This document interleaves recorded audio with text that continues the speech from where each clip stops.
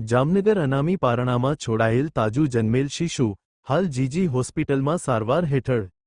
જામનગર શહેરના પટેલ કોલોની વિસ્તારમાં આવેલ એક અનામી પારણામાં કોઈ અજાણી વ્યક્તિ તાજું જન્મેલું બાળક મૂકી ગયું। પારણામાં મુકાયેલા આ બાળકની હાલત ગંભીર હોવાનું સામે આવતા તેને તાત્કાલિક જામનગરની જીજી હોસ્પિટલ ખાતે ખસેડવામાં આવ્યું હતું। હાલ બાળકને હોસ્પિટલના બાળકોના વોર્ડમાં તબીબોની દેખરેખ હેઠળ સારવાર આપવામાં આવી રહી છે। બાળકની સ્થિતિ અંગે વધુ માહિતી મેળવવા જામનગરના વકીલ મિત્રો હોસ્પિટલ ખાતે પહોંચ્યા હતા।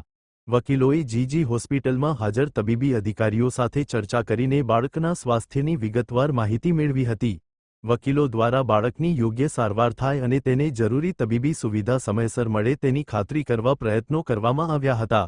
એક બાજુ માનવતા પર સવાલ ઊભા થયા છે તો બીજી બાજુ બાળકની તંદુરસ્તી માટે પ્રાર્થનાઓ થવા લાગી છે।